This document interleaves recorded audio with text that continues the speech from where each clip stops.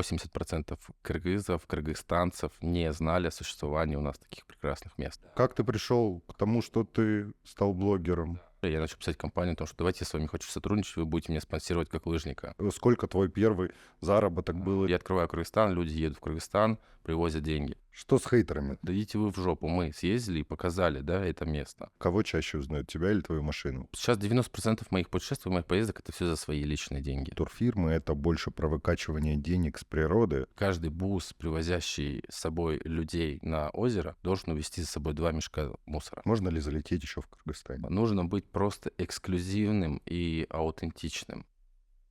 Всем добрый день. С вами Дмитрий Лужанский. Сегодня у нас в гостях наверняка один из самых известных блогеров нашей республики, который любит свою страну. И, наверное, один из лучших фотографов, к сожалению, не считающий себя фотографом. Ну, это, конечно, громко сказано. Николай Гладков. Приветствую всех, рад со всеми познакомиться. Кто меня не знает, значит, вы меня точно узнаете. Ты, конечно, громко заявил обо мне очень приятно, но, может быть, не самый там крупный условно блогер, но тот человек, который действительно любит свою страну, восхищается ее красотой, ее природой и старается запечатлеть это все. Фотографом меня называют, возможно, отчасти фотограф, возможно, отчасти тревел-блогер, джипер, ну и, в общем, все в совокупности. Ну, у тебя сейчас на Инстаграме около 160... Нет, 130 пока. 130. Ну, допускай 160 скоро будет. 130 тысяч подписчиков. И сколько у тебя процентов аудитории из Кыргызстана? 70. 70%. То есть я в сравнении с своими коллегами, блогерами, фотографами из Кыргызстана, у меня, наверное, самое большое количество именно кыргызских подписчиков из Кыргызстана. Тогда задам такой прямой вопрос. Считаешь ли ты, что ты открываешь Кыргызстан для кыргызов?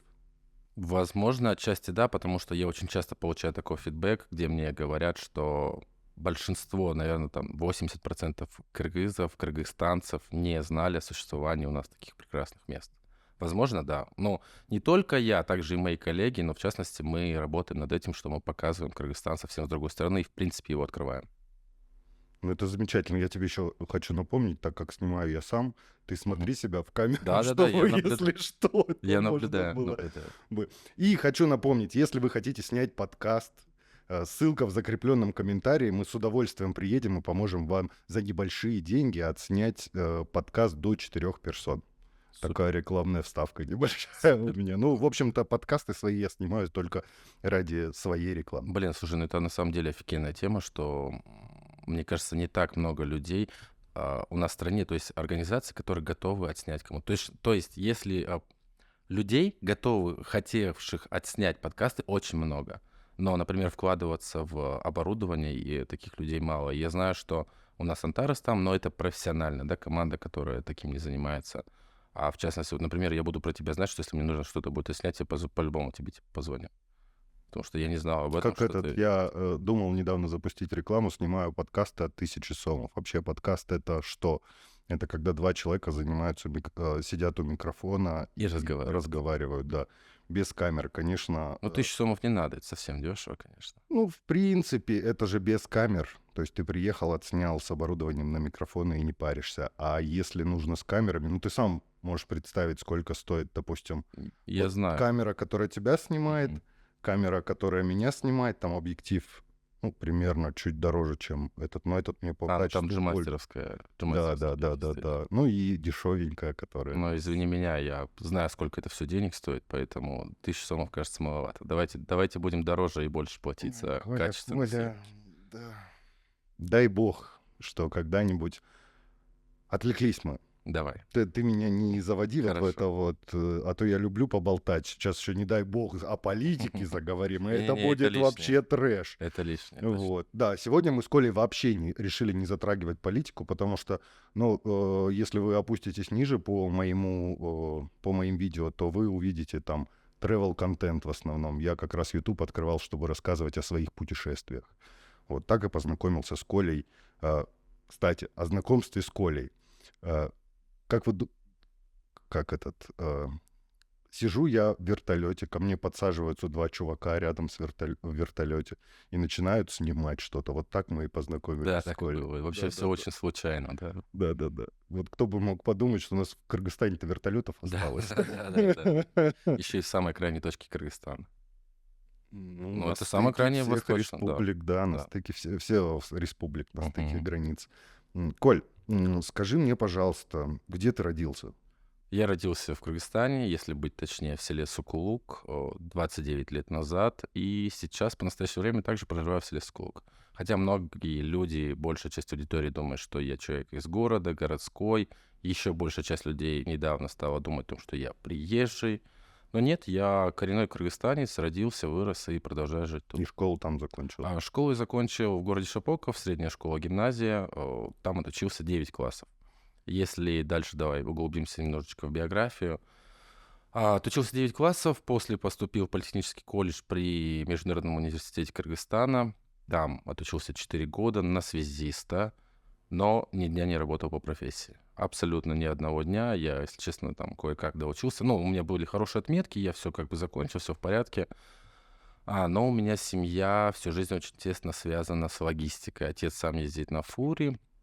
И так получилось, что после того, как я отучился на связиста, я решил, что буду работать логистом. Абсолютно две не связанные сферы. В торговле. Нет, это грузоперевозки из других стран в нашу страну и, естественно, от нас в другие страны. То есть грузоперевозки. Я связывал отправителей и получателей предоставляемый транспорт. У меня отец всю жизнь ездит на фуре, я с ним ездил в рейсы с 8 до 18 лет. И как многие там, моя аудитория знает, что я рассказывал неоднократно, что до 18 лет я был уверен, что буду дальнобойщиком. Прям вот все к этому шло. Я наездился в рейсы, видел разные дороги, странные города, разные дорожные ситуации, то есть и от мороза до лютой жары и так далее. У Примерно тебя есть категория... категории я не успел ее получить, но я умею ездить на фуре с прицепом, парковаться. Это самая большая проблема для многих дальнобойщиков, но я почему-то этому еще успел научиться до 18 лет. И в 18 лет я понял, что я не хочу этим заниматься. Мне это как бы нравилось, это прикольно, это романтика некоторая, но я подумал, что, наверное, нет, это не мое. Но, скорее всего, вот эти поездки в течение 12, там, плюс-минус 10-12 лет с отцом привели мне такую любовь к дороге. И поэтому я люблю автомобильные путешествия, дальнюю дорогу и так далее. Если отойти чуть к обучению, то есть я отучился в колледже, ни дня не проработал по профессии, устроился начал работать сам на себя логистом. То есть в то время это называлось диспетчер, сейчас это называется модно и правильно логист. Я связывал грузоотправителей с грузополучателями, предоставляем грузовой транспорт. Проработал в офисе, проработал немножечко на себя, а после понял, что мне нужно набраться опыта, и отправился работать в офис. В офисе проработал около 3 лет, и находясь в офисе, я всегда наблюдал, что вот люди интересно живут. Да, там в Ютубе откроешь какой-нибудь ролик, люди путешествуют, люди катаются на лыжах и так далее и тому подобное. И мне всегда хотелось заниматься примерно тем же самым. В какой-то момент, работая в офисе, мне запала такая история, что я хочу попутешествовать, и очень захотел попасть в Грузию на своем автомобиле, поехать из Бишкека. Работая в офисе, я пришел там, к своему директору, шефу, говорю, дайте мне отпуск на месяц. Он говорит, дурак, как людям по неделю дают отпуск, ты мне сразу месяц. Я говорю, увольняйте меня тогда. Я уже надоел работать. Хочу просто в путешествие отправиться. Мне дали отпуск на месяц. И мы с супругой отправились в тот момент, мы, по-моему, еще не были женаты. Или уже были женаты, точно не вспомню. Ну, без детей. Но без детей, да. Она также работала, она работала администратором, не помню, в какой-то организации. Я ее уговорил, точнее, даже не уговорил, а, грубо говоря, поставил некоторые условия. Говорю, ты либо увольняйся, либо бери отпуск, чтобы поехать со мной в путешествие. И мы отправились из Бишкека, поехали в Грузию, добрались до Турции. У нас было путешествие 25 дней. Мы проехали около 15 тысяч километров и вернулись в Бишкек. Это была такая первая серьезная самостоятельная поездка куда-то за рубеж, дальняя дорога. Это было просто было супер путешествие. Я максимально кайфанул. Продолжал работать в офисе после возвращения и понял, что С работы тебя не уволили. Не уволили, да, не уволили. И знаешь, примерно через пару месяцев мне это путешествие отпустило, вот эти эмоции яркие, но я понимал, что хочу быть немножечко свободным, либо больше зарабатывать, чтобы больше путешествовать. Проработав полгода в офисе, я подошел к директору и говорю, поднимите мне зарплату на 5000 сомов. Они говорят, нет. А сколько у тебя тогда зарплата 25 тысяч была? сомов.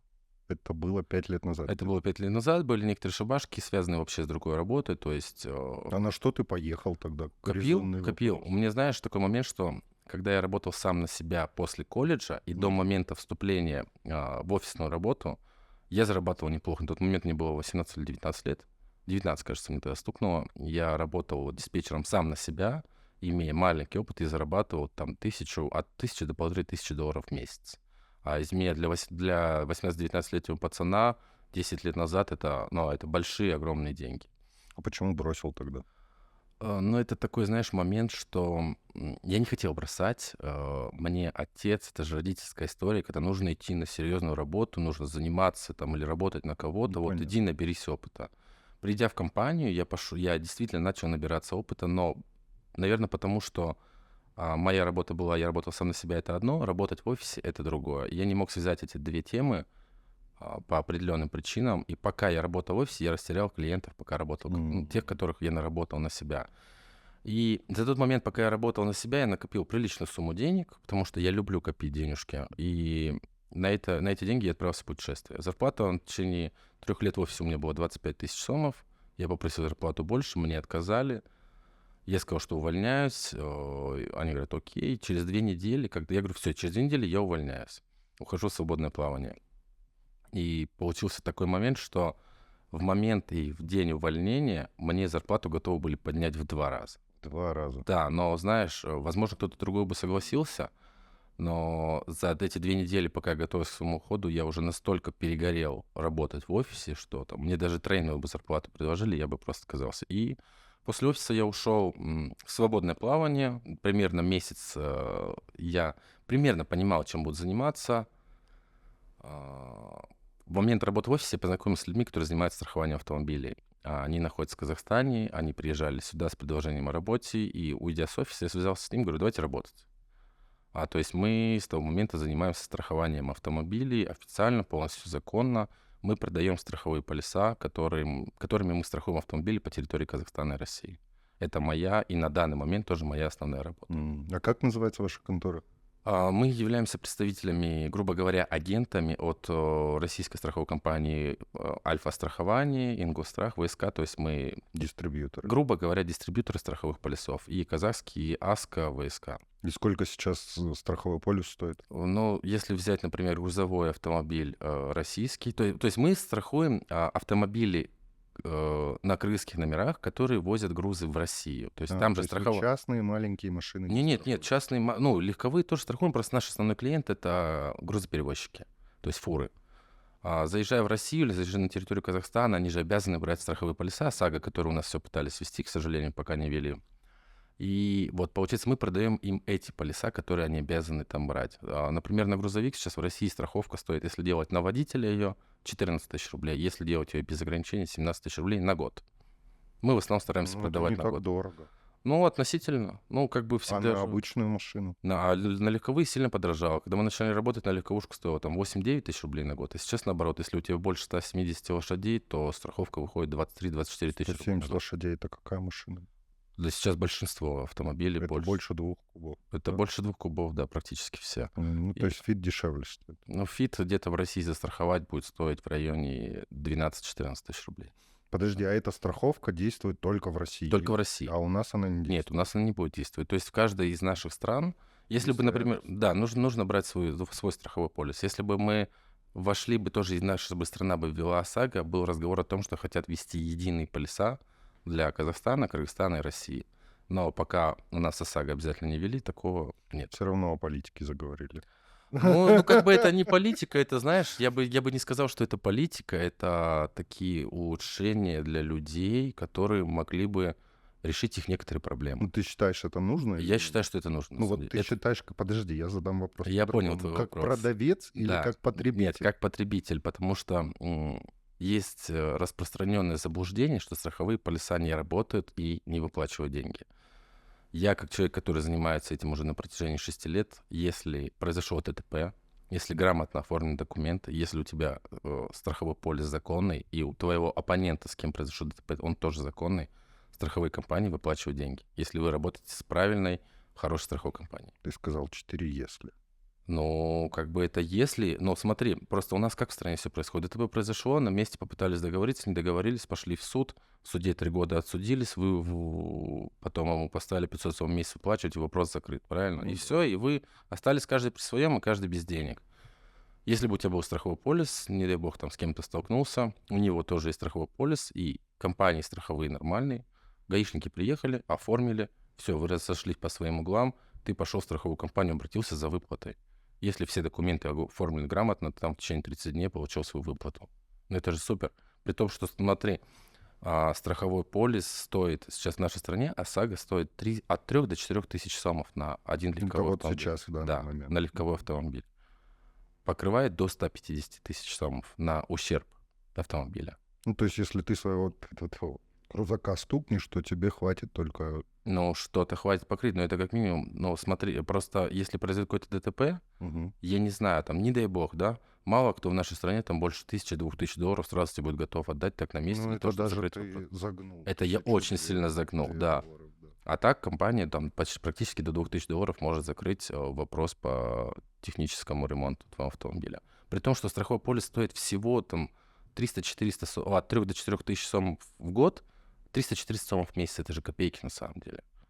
Мы на Ну, сигареты больше тратим. Вы занимаетесь, по сути, только... Сейчас скажут реклама еще мне действительно. Мы же название, Да-да-да-да. мы же название компании не произносим, просто это те Да, моменты. мне в принципе все равно, да я могу ссылку написать, то есть мне абсолютно главное, если вы хотите купить подкаст или вам нужно снять Или вы документальный хотите, чтобы фильм, ваша ссылка появилась в да, описании, да, да? да, да, приходите ко мне. Не, я рад всегда снимать подкаст, в смысле открывать людей по-новому. Я считаю, что я люблю попиздить, Ну поговорить. смотри, как мы начали с того, что я фотографирую Кыргызстан, люблю его, показываю, перешли к страхованию автомобилей, да? Но Сейчас это... я секунду, я еще раз поправлю свою камеру, а то она мне что-то вообще не нравится. Потом я всегда снимал сам на Соньку. Ну, то есть я люблю камеры Соньки. Я не знаю, слышно было или нет. Я говорю, что у меня были раньше все Blackmagic, а потом я перешел на Sony и считаю, это одни из лучших камер. Ну, мне комфортнее с ней работать, потому что я как бы снимаю документальные фильмы в основном, Мгм. а документальный фильм проще снимать на легкую камеру, компактную, которая тебе картинку выдает. А что вы будете снимать на Red, извини, Ну, что это вы кино. будете снимать на Sony, на постпродакшене, в рекламе вы или Разницы на... не заметить. Да, потому что это все там так зажимается. Ну, в общем, давай вот этот вопрос со Со страхованием. страховкой закроем, Да, да? закроем. Я работаю в страховании на протяжении 7 лет, это моя основная работа. Если вернемся к предыстории, что я отправился в первое Еще путешествие... один вопрос, пока не Да, переделал. давай. Ты, получается, владелец. Нет, не владелец. Просто существуют крупные страховые компании. Ну, ответственное лицо А, здесь. Менеджер по продажам. То есть Если с тобой быть... еще есть люди. Конечно. Ну, они Кыргызстане. нет, не здесь. Здесь никого нет. Я работаю здесь только сам на себя. То есть я являюсь менеджером, который работает в страховой компании. Ну, в общем, итогом страховки, если у вас есть... У меня, кстати, 98% мужиков смотрят. Ну, супер. Если вам нужно застраховать автомобиль, вы Коле в Инстаграм не пишите, потому что страховка это займет вас. Ну, кстати, знаешь, я тебе скажу, что я как-то просто рассказал в Инстаграме о том, что я занимаюсь страхованием автомобилей, могу застраховать. Вот много же людей ездит в Алматы. Да. Я не задаюсь вопросом, где взять страховку. Я просто взял об этом рассказал, у меня знаешь, сколько клиентов пришло? Именно благодаря Инстаграму. И я просто сам по себе не пользуюсь почему-то. Это площадка для собственной же рекламы. Но вообще надо бы пользоваться. Ну, конечно. Ну, аудитория — это отдельная часть. Ну, итак, начал ты страховать автомобили. Да, Как ты пришел к тому, что блогингу, ты стал блогером? Да, то есть то первое путешествие в Грузию на автомобиле, такое впечатление произвело. Я в тот момент уже, у меня была страничка в Инстаграме, там какая-никакая. Я любил фотографировать на телефон, и это все выкладывал в Инстаграм, на свою страницу. Просто фотографии, просто какие-то там фотографии с поездки в Грузию. И приличное количество аудитории, то есть, например, там 1000-2000 человек было, я не знаю, откуда они даже там взялись, начали интересоваться. Это были разные люди, которые интересовались о том, что расскажи, пожалуйста, про поездку в Грузию. Потому что 2008, это был 17 или 18 год. Тогда мало кто еще ездил отсюда так далеко на автомобилях, именно в плане там каких-то современных путешественников. И вторая часть аудитории интересовалась о том, как ты обрабатываешь фотографии, на что ты фотографируешь. И я начал делиться этими, получается, как бы Лайфхаками. лайфхаками, подробностями и о поездке, и о фотографиях. И это людей заинтересовало. И я понял, что я могу на этом привлекать к себе аудиторию. Я просто продолжал делиться фотографиями на телефон, лайфхаками, как фотографировать, как обрабатывать, показывал моменты обработки фотографий. После я начал фотографировать на GoPro. Это чуть другого формата, да, кадр с широким углом. Это тоже начало привлекать людей. То есть это дополнительная аудитория пришла. Параллельно я катался на лыжах, и я как бы уже, получается, больше 12 лет катаюсь на лыжах. Этим тоже делился, людям это тоже нравилось, катание смотреть. Пришла третья часть аудитории, которая что-то заинтересовала. После этого всего, насмотревшись, знаешь, параллельно смотрев YouTube, я наблюдал, что люди там сотрудничают с разными компаниями. И я начал, там у меня был момент, там, 5 или 7 тысяч человек была аудитория. Я начал писать компанию о том, что давайте я с вами хочу сотрудничать, вы будете меня спонсировать как лыжника. И одна компания по производству напитков... Нитро. Нет, на тот момент не Нитро. Нет, ты называй компанию. Да, ну, Мне абсолютно по барабану по поводу рекламы. То есть как оно есть, так и говори. А то все люди скажут потом. Всем же интересно будет, сколько твой первый заработок был и тому ну, подобное. давай так. Отвечай честно. В момент, по-моему, 5 или 7 тысяч подписчиков мне было, я написал компании Gorilla Energy, энергетики, Да-да-да. в Москву, говорю, я хочу, чтобы вы меня спонсировали как лыжник. Они говорят, ну ты дерьмо катаешься, грубо говоря. Честно. Но нам интересно продвижение энергетиков в Кыргызстане. Вот именно Горело. Мы можем с тобой сотрудничать. Я начал работать с брендом, мы организовывали тут мероприятия, да, я договаривался о какой-то баннерной рекламе, о рекламе на мероприятиях и так далее, потому что местный дистрибьютор не занимался этим вообще.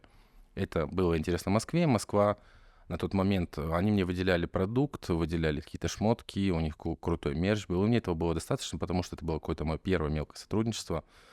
Но благодаря этому сотрудничеству я в те года побывал 2 раза в Сочи. Они возили кататься нас на лыжах, были какие-то тим-митинги, тимбилдинги, которые Денег проходили в тебе не Сочи. платили? Деньги не платили. Тогда, на тот момент, первые там года полтора не платили деньги. И получается, что они вот свозили в Сочи. Ну, то есть одна поездка в Сочи, условно, от 1000 до $1500. Мне этого взады хватало. Ну, то есть человеку, у которого там 7 тысяч подписчиков, уже съездил в Сочи благодаря компании, с которой сотрудничает. Через время, там год, наверное, мы с ним протрудничали, по-моему, 3 года, нет, 2 года. А через год я какую-то поездку планировал, не помню куда, не помню зачем. И я говорю, ребят, выделите деньги, я порекламирую вас в поездке. Они мне-то 400 или $500 выделили. И потом через время тут поменялся локальный дистрибьютор у этого бренда, и который, ну, знаешь, как бы не обижались, как бы не говорили, у нас большинство предпринимателей, старые закалки в нашей стране не очень жадные. И они не понимают, может быть, раньше не понимали, сейчас я с этим не сталкиваюсь, может быть, раньше не Ну, ты понимали говоришь о своем опыте. о своем Поэтому, опыте, да. если вы думаете написать какой-то гневный комментарий, вы его обязательно напишите. Вот. А если вы хотите похвалить Колю, напишите похвальный Похвальный комментарий. И не забудьте поставить лайк. Это обязательно. Или дизлайк. Обязательно. То есть мое мнение на тот момент было, что большинство предпринимателей в нашей стране старой закалки, старой школы не считают, что современный маркетинг работает. Что за него нужно платить деньги, платить за рекламу и интеграцию в Инстаграме, Ютубах и прочие истории. И тогда местный дистрибьютор, который поменялся, который продавал здесь энергетик, он, ну, от Гориллу, он сказал, ну, типа, зачем ты мне нужен? Типа, у меня и так все в порядке.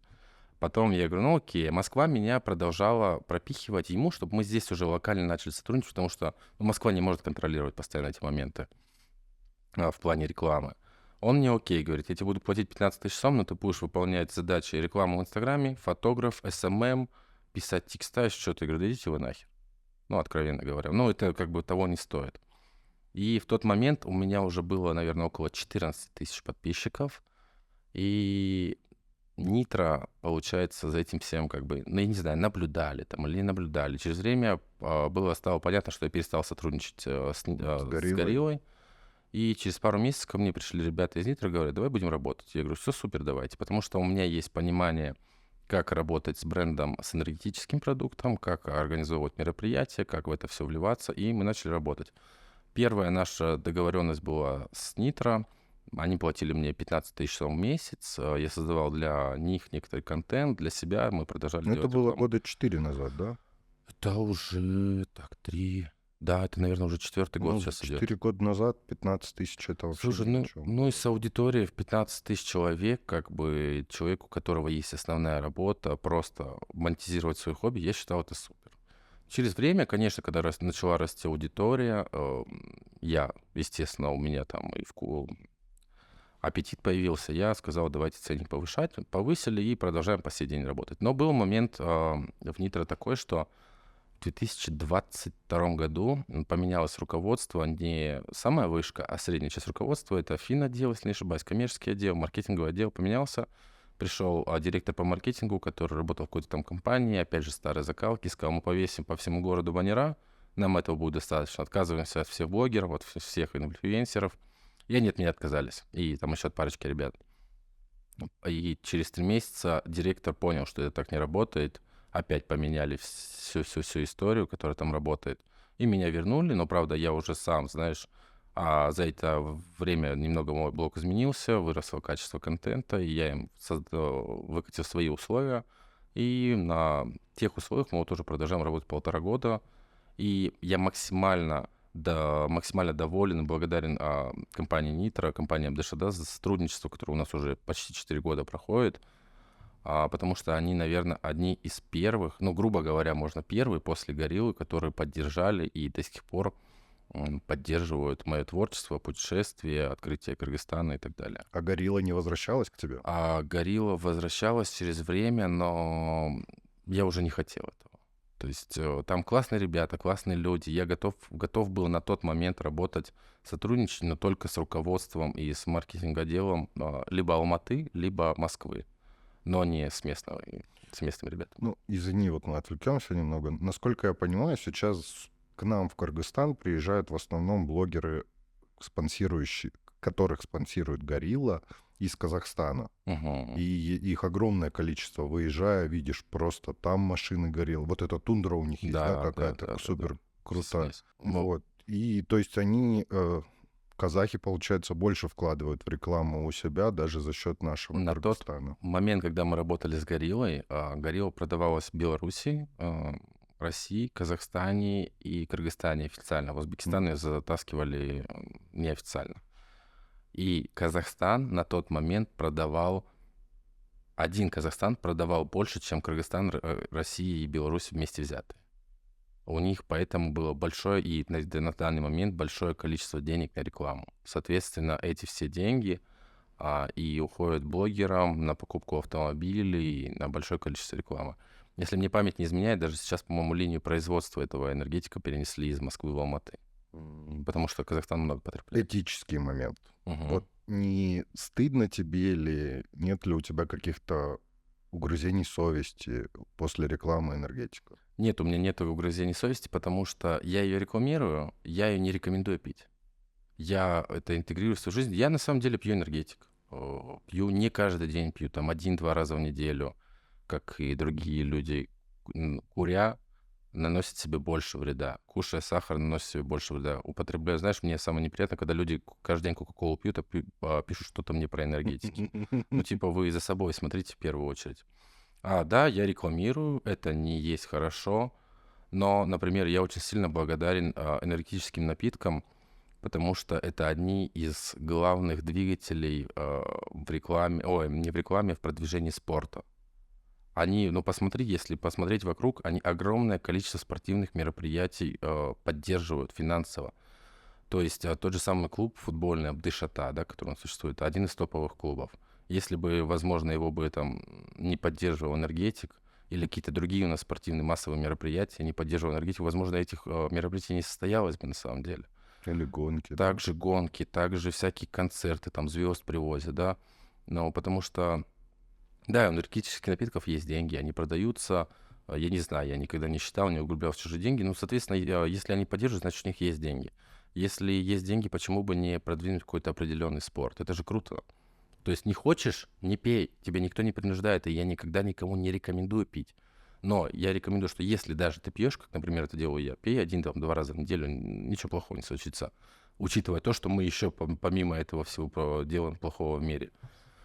Но если ты не пьешь, ты против этого, просто не мешай работать другим. Потому Ну, что тебе часто пишут мне вроде бы пишут, что такие. да, но смотри, сейчас момент какой. В 2023 году запретили рекламу энергетика в нашей стране. И я сейчас не рекламирую. Уже практически год я не рекламирую энергетик. Я рекламирую Nitro Fresh, который является лимонадом. Это просто лимонад. Это сродни, наверное, фанты, спрайт, в Кока-Коле там кофеин, да, и насколько мне здесь Но он в содержится. этих В банках банках. он похож на энергетик, но люди продолжают писать, что это энергетик, но продолжают писать, потому что не разбираются в вопросе. Хотя я неоднократно говорил, что это просто лимонад, освежающий напиток. Без каких-либо там кофеиновых составляющих, тауринов и прочей истории. Это просто лимонад. И вот в течение года мы рекламирую Нитро, просто лимонад, и мне люди продолжают писать, но сейчас мне уже, как бы, извините меня, не западло. Ну, почему бы нет? Это, я не скажу, что это вода, я не скажу, что это хорошо, что это полезно и так далее, но в нем ничего плохого нет. Ну, это приносит развитие твоему блогу и приносит Смотри, фотографии. во-первых, это приносит мне деньги, будем откровенны. Во-вторых, это приносит развитие блогу. В-третьих, это приносит пользу. Пользу не только для меня, но и для людей, которые, например, хотят знакомиться с Кыргызстаном, хотят видеть красивый контент. Это в целом приносит пользу некоторой экономике. То есть, если взять прям огромную цепочку, да, я рекламирую, благодаря тому, что я рекламирую, я открываю Кыргызстан, люди едут в Кыргызстан, привозят деньги. Благодаря тому, что я рекламирую, продается не энергетик, извиняюсь, лимонад, благодаря тому, что он продается, у нас проводят спортивные мероприятия. То есть это, ну, знаешь, это большая такая ветка, цепочка всех разных событий. Я думаю, им просто нужно было сделать ребрендинг, и если бы они изменили как-то название своего лимонада, то не было бы таких проблем. Ассоциации, может быть, не было, они Да. добавили просто фреш, который теперь называется лимонадом, но момент такой, что если бы они полностью сделали ребрендинг, возможно, и не было продаж, потому что не было узнаваемости того бренда, который существовал. Но скажу так, что когда рекламирую энергетик, да, возможно, это было неправильно, но я, как объяснил, есть ряд причин, почему я это делал. И вторая причина, я сам употребляю энергетик. И теперь я рекламирую лимонад, ничего плохого в этом нет. Я не считаю. У нас семья твоя позвонила, я не резать не Мгм, буду, может, мгм. там Давай. запикаю чуть-чуть. Скажи, пожалуйста, вот когда ты женился, сколько у тебя детей, и Давай. вообще как они относятся к твоей вот этой жизни? Деятельности Да, да, жизни, да, да. да. Мало кто знает в моем блоге и в моем инстаграме, что у меня есть семья и что у меня муж. Тем более есть дети. Я мало это показываю. Раньше почему-то было больше, потом это все перестроилось в какой-то такой травоблок, и я не показываю. У меня супруга Дарья, мы с ней уже в отношениях 11 лет, из них 6 в браке. И сейчас у нас двое детей, двойняшки, мальчик-девочка, Амалия и Давид, которым по 3 и 3 года в данный момент. М, Я их, наверное, не показываю в своем блоге, потому что, может быть, пока, ну, грубо сказано, конечно, тематически, что ли, не подходит, потому что у меня все-таки про путешествие, про красивую картинку и так далее. Но я думаю, что как только сейчас у меня дети подрастут, мы начнем выезжать с ними вместе, и А сейчас это... ты их с собой не берешь. Нет, пока еще не брал. Не знаю, жена переживает, что мы не вывезем, возможно, в поездках. Пока еще не брал, но я думаю, уже скоро мы начнем. И, возможно, это будет как бы дополнительный, там, не знаю, не контент, что ли, а просто некий образ в Инстаграме поменяется о том, что и какие-то такие путешествия перерастут в семейные поездки. Если у вас есть какие-то семейные магазины, обращайтесь к Коле как к площадке, Но это чтобы в он будущем. Знаешь, я, показывал кстати, своих детей. да, такой момент, что, возможно, я мог бы когда-то интегрировать условно, ну, это грубо, конечно, звучит, интегрировать семью, больше показывать, и это дополнительная реклама для площадки, дополнительные деньги и так далее. Но у меня в первую очередь блог — это не про коммерцию, это про мое хобби, потому что, слава богу, я работаю на работе, у меня там, ну, я зарабатываю денежку, и все хорошо. А в первую очередь Инстаграм — это мое хобби, поездки — это мое хобби, которое мне удалось монетизировать, зарабатывать с этого какие-то денежки, и поэтому я не хочу полностью ходить в блог и полностью ходить в коммерцию, для того, чтобы просто получать больше удовольствия. С рекламодателями мы разобрались, ростом подписчиков мы разобрались. Скажи, после чего твой блог рванул? Ровно год назад, ровно год назад у меня было 60 тысяч подписчиков, была качественная, хорошая аудитория. Ну, она и на данный момент, она качественная, хорошая. И год назад так получилось, что я сделал несколько видео таких, знаешь, парочка была трендовых видео, а парочка была очень красивых видосов, как Бишкек никто еще не снимал. Это был один из первых видосов, который выстрелил на несколько миллионов. Благодаря зум-объективу семикратному мне удалось снять Бишкек с близким... С Мавика. Да, на Mavic Mavic 3 3. я снял. И горы как будто бы прям вот они, да, под Бишкеком. Мне писали, все это фотошоп и так далее. Ну, не фотошоп, просто люди разберитесь, что такое зум. Да, зум-объектив, это так работает. Такая компрессия в кадре. Это был один из первых роликов. Потом второй ролик был про озеро Кельсу, о том, что был такой тренд, как такая планета, кадр увеличивается, и показывается какая точка. То видео набрало, по-моему, 2,5 миллиона просмотров. И третье какое-то еще видео, сейчас не вспомню. И за 2 месяца тогда пришла аудитория 40 тысяч человек. Прям за 2 месяца это были конкретно 40 тысяч человек, и у меня осталась 100. В течение года мы набрали еще 30 тысяч подписчиков. Но, знаешь, возможно, некоторый контент я мог бы делать ради подписчиков, то есть ради того, чтобы аудитория приходила. Но я не гонюсь там за огромные цифры, мне важно качество аудитории. То есть я сейчас, знаешь, понимаю, что с каждым приходом какой-то 1000 подписчиков, там, условно, скажем, с приходом 1000 людей в мой блог, один дурачок появляется, плюс один дурачок. Ну, плюс это один минимум. дурачок. Ну, это это я просто говорю, самый минимум. Дурачок, Коля имеет в виду хейтер, который постоянно будет Да, написывать в но комментариях. это по-доброму дурачок. Я никогда не осуждаю хейтеров, хотя, может быть, осуждаю, не буду врать. О хейтерах мы поговорим отдельно. Это те люди, которые не пытаются читать, не пытаются изучать, смотрят все поверхностно, и вот таких людей называют дурачками. Ну, а до 60 тысяч что у тебя рвануло? Ну вот чтобы набрать Блин, 60 это тысяч. такая прогрессия была, которая, я не знаю, как ты знаешь, все делал в удовольствии, и тот контент, который мне нравится. То есть вот я сфотал горы, они красивые, кайфовые, я добавил. То есть рост моего блога происходил там, когда у меня было 15 тысяч подписчиков, я насмотрелся иностранных блогеров, которые брали в автомобильных салонах автомобиль на тест-драйв, катались по стране, там что-то фотографировали. И я предложил, на тот момент у нас было всего несколько представительств, я попросил машину Toyota, мне сначала отказывали, потом кое-как, короче, мне дали тачку на день, и, по-моему, второй тест-драйв я попросил, мне дали тачку на 3 дня. И как бы это громко не звучало, я был первый человек в стране, который брал автомобиль сразу там на долгое время для тест-драйвов. Мне много людей интересовались, как это сделать, и после этого я в течение года, наверное, поработал со всеми местными дистрибьюторами автомобилей, дилерами, мне не платили ни копейки, абсолютно ни один бренд наш автомобильный, и до сих пор там кого бы не рекламировал день. Ну, как рекламировал? Я ни один автомобильный бренд никогда не рекламировал. Я снимал тот контент, который, вот я, например, поехал там на прадике в горы. Реально кайфовая тачка, я ее отснял, я на ней рассказал. Или всё. на 200. Или на 200. Ну, классная машина, да. Мне говорят, расскажи На о минусах. 300, извини. 300 это уже после было. 200 тоже была. Мне говорят, опиши минусы там, или почему ты там хвалишь машину. Но я всем объясняю, ну, камон, это новая тачка, да, в ней там, ну, может быть, шумоизоляции не хватает, я об этом написал. Но как я могу говорить о минусах, если эта машина новая, я еще минусы просто не увидел. Я писал свои реальные мысли, я не рекламировал тачку, я описывал ту ситуацию, которая происходила со мной. И как я объяснял, что ни один местный автодилер мне не заплатил за это денег. И по сей день тоже. То есть, возможно, плохо, возможно, хорошо, но это такая же отдельная ветка в развитии моего блога, которая принесла, ну, знаешь, там в совокупности это все было. То есть на тот момент у меня не было личного джипа, и мне хотелось выезжать куда-то в горы, поэтому я брал тачки на тест-драйв. Я чаще выезжал в какие-то разные интересные места, фотографировал машины, фотографировал природу, все это добавлял в свой Инстаграм, и это приносило аудиторию. Первое мое путешествие было, которое бесплатное. У меня было 27 тысяч подписчиков, была организация, ну, она существует на данный момент, как Go Turkey, это организация по продвижению туризма в Турции. И здесь у нас было посольство, представительство, они занимались отбором блогеров, которые... Оттуда приходил запрос, чтобы отправить блогеров, и вот тогда, когда у меня было 27 тысяч подписчиков, меня впервые отправили в Турцию для того, чтобы я там создавал какой-то контент. Сколько сейчас таких уже?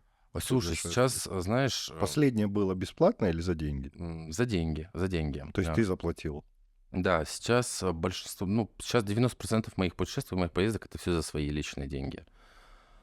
Существует некоторая проблема, но как это, я бы не сказал, что это проблема. Например, в Казахстане очень хорошо активизированы в данный момент иностранные всякие, страны, и их страны по развитию туризма работают по Казахстану. То есть у меня знакомый гонял в Таиланд, Вьетнам, Индия, Узбекистан, В Дубай он недавно летал, отдельно визит Дубая его приглашали, отдельно визит Абу-Даби и так далее. То есть в Казахстане это все супер работает. И работает, наверное, по той причине, что там больше людей, возможно, больше денег, я не знаю. И там с блогерами в этом плане работают организации лучше. К нам пока это еще не пришло. Возможно, у нас имидж какой-то другой. Возможно, потому что у нас людей меньше и так далее. То есть пока я знаю, что из нашей страны активно приглашают только Турция. Остальные страны не особо. У нас есть какие-то локальные сотрудничества в плане с туристическими агентствами. То есть разные блогеры коллаборируют с агентствами, которые их отправляют в путешествия. Но именно в масштабном плане, когда тебя приглашает Министерство туризма этой страны, у нас пока такого нет. Вот смотри, яркий пример тебе. Выгорание. Ода Нияр, да? Угу. В прошлом году буквально за месяц набрал 90 тысяч За подписчиков. 3 дня. Вот так. За 3 дня, да. Просто, да. И он потом не знал, что с ними делать. Он просто ужаснулся, и это просто он за эти 3 дня выгорел. Правильно? Вот я правильно понимаю его ситуацию, потому что я сколько с ним разговаривал, он говорит, ну а что я им буду снимать? Это разношерстная публика, которая пришла вот непонятно откуда. Большая проблема в той аудитории, которая к ним пришла. У него, по-моему, было 10 тысяч подписчиков. Да. Потом у него до сотки вообще ударило. Больше даже, по-моему. Даже больше сотки было. Он потом даже чистил эту аудиторию. Это аудитория со всего мира. Это англоговорящая, и аудитория из Индии, из Ирана и так далее. А я такую аудиторию называю, ну, например, для меня она некачественная, потому что у меня блог на русском языке, который могут условно переводить, он будет интересен и европейцам, и американцам, они могут с русского языка это все переводить адекватно. То есть про природу. К нему пришла та аудитория, которая увидела одно видео и подписалась на него. То есть, соответственно, следующее видео с природы у него уже не заходили. Соответственно, следующее видео там еще с чего-то, они не заходили, потому что аудитории это было неинтересно. И я такую аудиторию называю некачественной, я бы не хотел бы, чтобы ко мне пришло столько аудитории просто с одного видео. И вот та аудитория, которая ко мне приходила после миллионных видео, это была та аудитория, которая читала, что под постом, видела, что находится, где находится, и мне не нужно было объяснять каждому подписчику, кто я такой, откуда я нахожусь. А вот в блоге Ода Нияр такое произошло, что аудитория пришла некачественная, с которой нельзя поговорить, с которой нельзя побеседовать, и, наверное, произошло такое выгорание.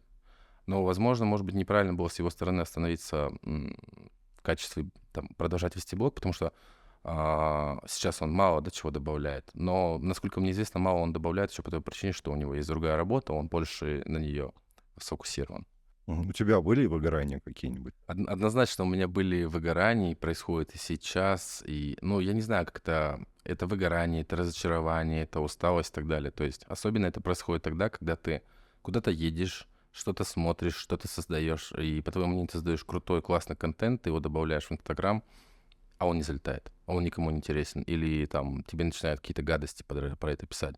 Ты же такой вроде как бы старался, что-то делал, пытался, пыхтел, тратил деньги, время, энергию, а это не залетело.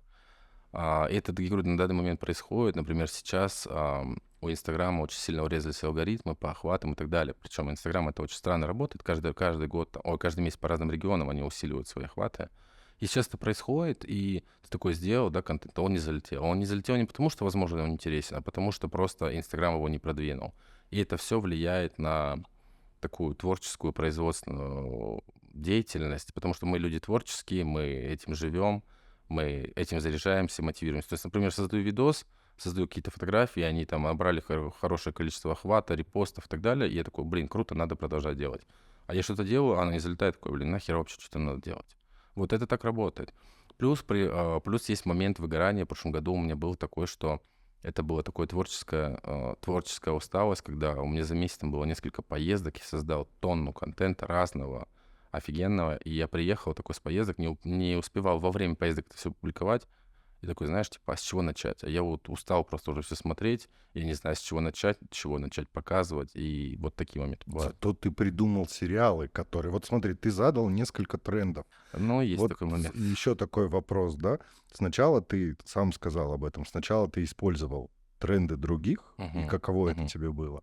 А потом, когда начали использовать тренды твои, потому что вот ты об одном рассказал, о машинах, потому что после этого просто пол кыргызских блогеров начало ездить и, ну, я не буду называть кого, Ну, начали да, брать и машину, да. брать машины, да, а также делать сериалы. Просто, История с сериалом очень интересная. Это началось 3 года назад. Это была наша первая, знаешь, экспедиция такая серьезная на джипах. Мы поехали тяжелый маршрут.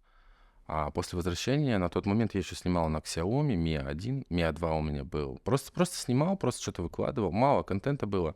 По возвращению с поездки я начал это постить все в сторисы. Я не помню, кто-то мне написал, что, блин, смотрю твои сторисы как сериал.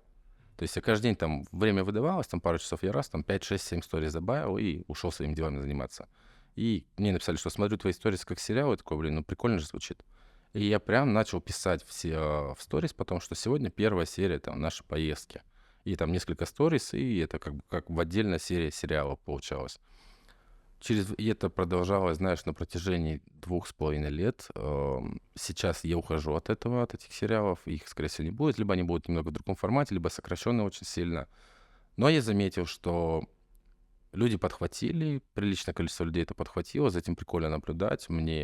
Я не скажу, что я первый это начал. Возможно, ну, кто-то это уже делал 100%. Просто я ни у кого это, честно, не взял. Как мне написали, так я это и назвал. И люди подхватили, люди это используют, классно, кайфово, людям это нравится, людям залетает.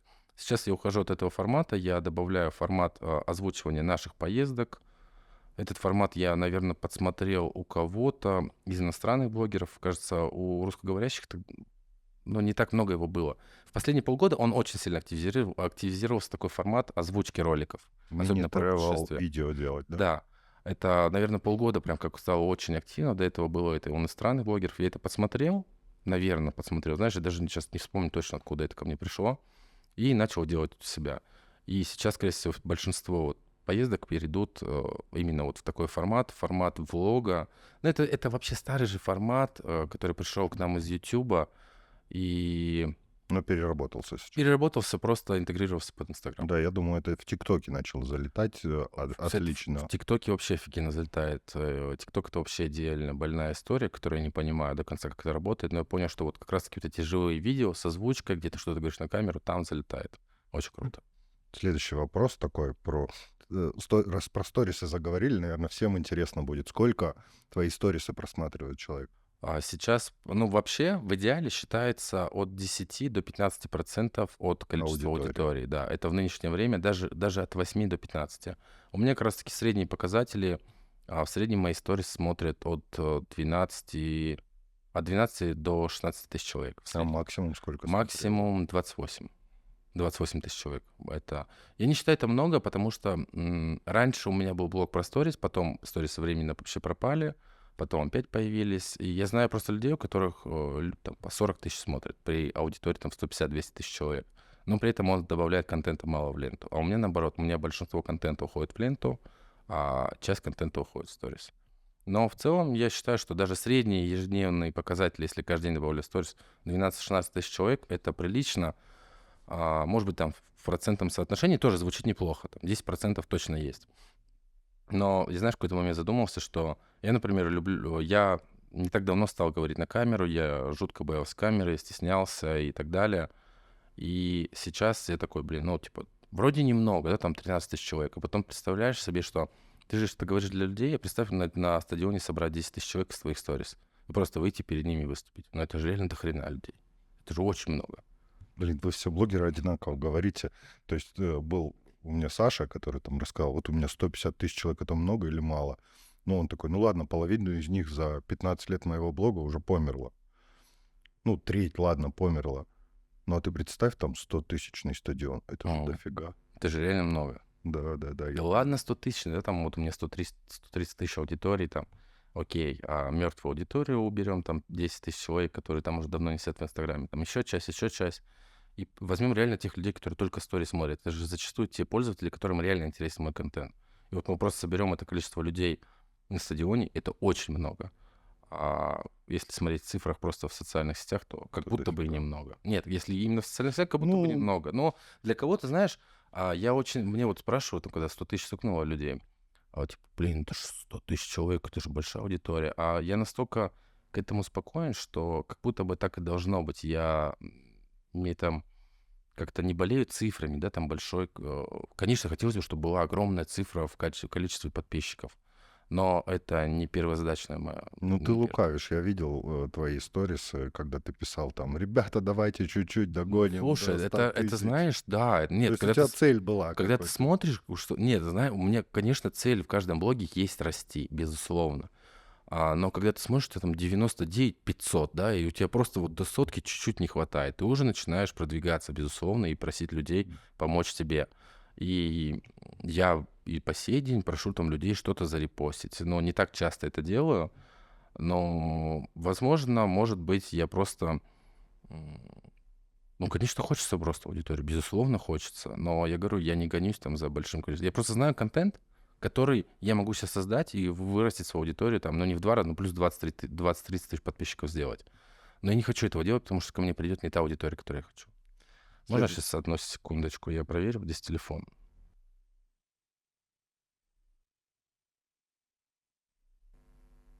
У тебя... Ты также пользуешься двумя телефонами, Двумя, Samsung и двумя iPhone. телефонами, да, на данный момент Снимаешь на iPhone Samsung. и наоборот тоже. Просто мне для моей основной работы мне удобен Samsung в плане офисной, чаты, WhatsApp и так далее. iPhone мне удобен для Инстаграма и обработки фотографий.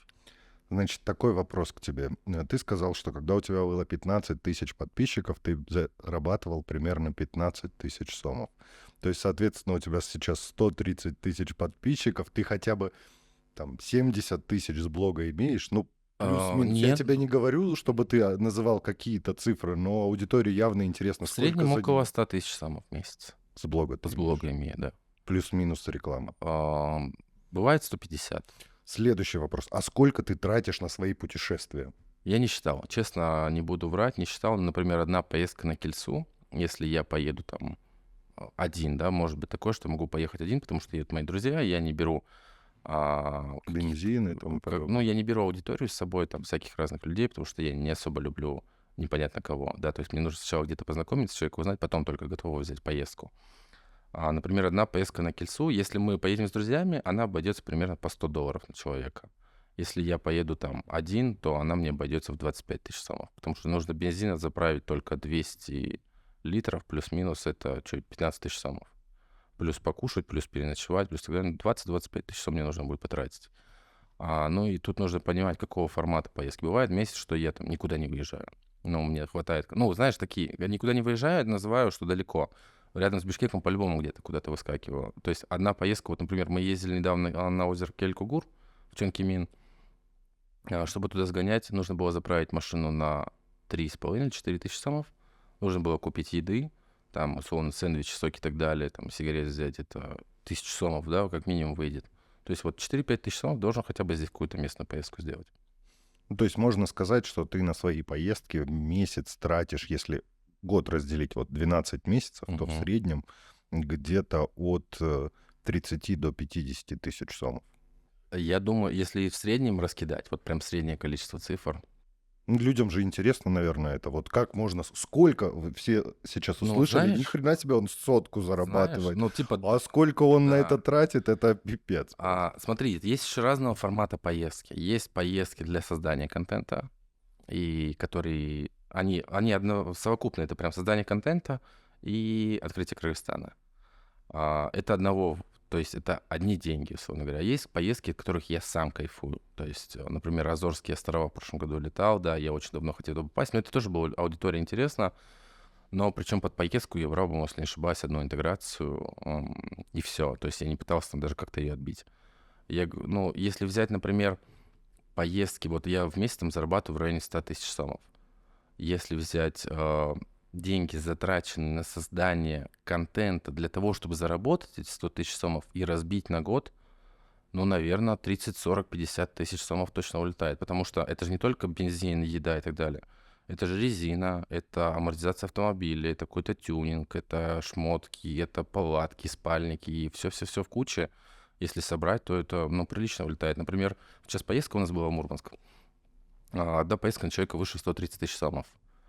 Плюс еще Но нужно было... ты проговоришь, что ты это со своих денег оплатил. Абсолютно со Потому что своих первое, денег. что я у тебя спросил, это тебе прилетело или Нет, ты... это абсолютно со своих денег, полностью от и до. Причем я не буду врать, я взял интеграцию одну на 10 тысяч сомов туда, сторис интеграция, и сейчас, возможно, еще будет пост, в который интегрируется реклама, с которого мне заплатят где-то 25 тысяч самов. То есть, ну, условно, там, третью часть поездки я отобью. То есть поездка уже совершена, контент уже сделан, куда я могу интегрировать некоторую рекламу, и, возможно, я отобью какую-то третью часть поездки. Но остальные деньги — это все за свои деньги. Ну, короче, это такой слабо выгодный бизнес. Я думаю, что можно его сделать дороже, но я как и говорил, что я могу сделать больше интеграции, качественный контент, но я не хочу уходить в коммерцию. Раньше было так, вот я помню, так как у нас рекламное агентство, там сторис у того-то стоит столько-то. Сейчас такое есть вообще? И Есть, сколько у тебя конечно. У стоит, меня если сторис сейчас стоит 12 тысяч сом. один А прайм тайм? Это блок сторис, это либо 2, либо 3 штуки. Потому что зачастую нужно там что-то подвести и во второй сторис отрекламировать. А у тебя есть какой-то этот У меня есть агент или тебе менеджер, присылают? возможно, появится, но пока он мне не нужен. Потому что я Ну там вот если люди сейчас захотят у тебя сторис опубликовать, им пишут, что делать? пишут мне в директ или на почту. У меня почта указана, у меня директ есть в Инстаграме, у меня есть там WhatsApp, по которому можешь со мной связаться. Я каждому отвечаю. Причем один, знаете, из таких моментов, что аудитория кайфует от того, что практически каждому подписчику я стараюсь отвечать. Что в комментариях, что в директе. Да, в директе в последнее время не сильно отвечаю, не каждому прям, ну, потому что дичи всякое пишут, знаешь, там... Вот мы к хейтерам Ну, подобрались. нет, это не хейтеры, нет, не хейтеры. Знаешь, у меня вот там условно в сторис, и в ней все написано. Вот вся информация исчерпывающая, а он же все равно задает вопрос тот, который там написан. Ну, я просто игнорирую таких людей, просто открой, там, смахни назад и посмотри. Это я выпускал недавно какой-то ролик, я сейчас не вспомню точно какой, но в видео все ответы есть. Вот от и до.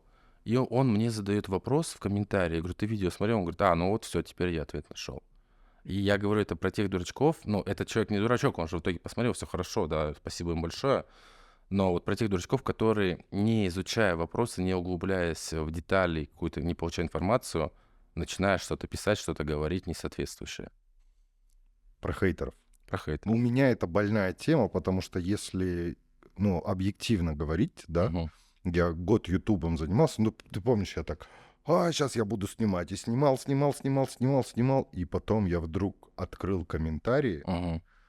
прочитал, удалил, наверное, штук 150, где комментарий, знаешь, у меня самый популярный был: «Орус, вали в Россию». Это больная Вот. проблема. Сейчас у меня появилась интеллектуальная аудитория. Мгм. Они меня, знаешь, как называют? Я вот читал под последним видео «возвращенец». Возвращайся. Я думаю, вот наконец-то ко мне пришла интеллектуальная аудитория. Ну, я здесь жил, живу и буду жить. Это моя страна. Что ты про это скажешь? Одну секундочку, я сейчас... Комментарий хочешь зачитать? Нет, я просто сейчас отвечу домой. Все нормально с семьей или Температура у двоих детей по 38. по 38? Это вот 15 минут Да, или... да, мне 15 минут нормально будет. Так, смотри. Но мы просто час только дотянули с тобой, это минус 10 минут. Мы уже с тобой много вопросов обсудили, мне кажется, на самом деле. Или у тебя еще много вопросов? Я еще ни одного вопроса по факту, который записал, Даже не так, да? задал, да. Но если раскрывать личность и блог, мне кажется, Да, как будто бы уже... нет, мы с тобой говорим просто о тебе, и мне это больше нравится. У нас с тобой, видишь, про деньги. Выражаясь классикой русской поп-музыки и монументальной певицы из «Инстасамки» за деньги. За Да. деньги, да.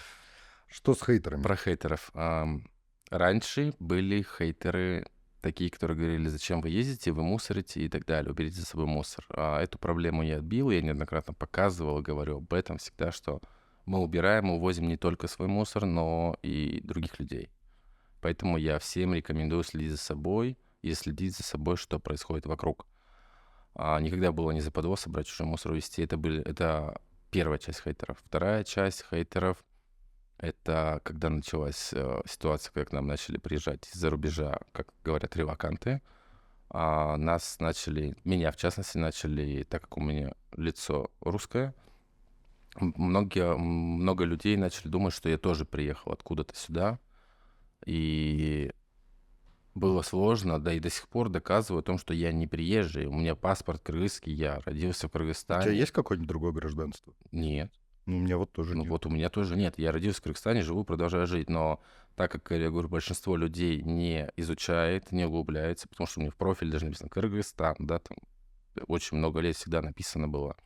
Люди, не изучая этих каких-то мелочей, приписывают и обобщают меня, в частности, к людям приезжим, и пытаются, ну, не выгнать, но пишут о том, что уезжай к себе, вали в Оруссию и так далее. Окей, не проблема, там, пишите, продолжайте, но иногда бывает с такими там словами пишут, ну, не особо приятными. Поэтому я хочу, чтобы люди начали углубляться в детали, немножечко изучать разные моменты. Ну, это обидно для тебя или как? Вот для меня это обидно. Меня Сначала, это вот, сначала знаешь, было... как разрывает прям иногда. И я поэтому говорю, закончил. Сейчас я просто тупо не читаю, либо если мне на кыргызском пишут, Мгм. приходят мои друзья-кыргызы, я им И говорю, пишите вот так, и они Мгм. отвечают на кыргызском языке, тогда эти люди извиняются, и как Вот, кстати, у нормально меня все. такое тоже было. Мне писали на кыргызском языке. Я либо там через Google переводчик, либо какой-то базу я знаю, я отвечал. Либо также просил друзей, чтобы они ответили на комментарии, ну, помогли мне ответить на кыргызском языке. А третий, наверное, третья часть хейтеров, их немного, это которые мне говорили, что там, пиши, говори на кыргызском языке. Во-первых, к сожалению, я пока не знаю кыргызского языка, я как минимум выучу, ну, базу я какую-то знаю, но я постараюсь научиться больше говорить на кыргызском языке, потому что мы живем в Кыргызстане, мы должны его знать. И все идет к этому, безусловно. И такой момент, что мало людей разбирается, почему я и мои коллеги, которые даже кыргызы, они говорят на русском и пишут на русском языке. Все-таки, если мы про блог, мы хотим масштабироваться, мы хотим расти и донести большей части аудитории, кыргызоязычная аудитория 5 миллионов человек. Те, кто реально могут читать, писать и смотреть нас. Так, ну, если не Ну, ошибаюсь, наверное, меньше ну, 5. это я тебе прям по максимуму расписал. То Идеально, есть, да, да. вот смотри, вообще граждан Кыргызстана 7 миллионов, да, если не ошибаюсь. Мгм. Это там с русскоговорящей аудиторией, но тут давай вычеркнем тех, кто не сидит в Инстаграме, вычеркнем детей и так далее. Там 4 даже останется, это прям Ну, супер даже идеально. 3. А русскоговорящей аудитории больше 200 миллионов человек. Это Узбекистан, Кыргызстан, Казахстан, Россия, Беларусь. В Грузии много кто на русском может читать. Это также есть небольшая часть Таджикистана, там, страны СНГ, ну, другие страны СНГ. Много же людей, которые могут писать, читать и получать информацию на русском языке. Поэтому мы и вещаем на русском языке, потому что мы можем охватить. Вторая проблема. а, Например, когда ты будешь писать на кыргызском языке свои посты, Инстаграм не сможет этого перевести. То есть ты сделал какой-то информационный пост, иностранец, там, американец или европеец, не знаю, из любой другой страны зашел, нажал снизу кнопку «Показать перевод» и увидел это на своем языке. А с кыргызского языка пока Инстаграм не переводит. И поэтому, ну, это сейчас даже не столько про меня, потому что, ну, я пока умею писать только на русском языке.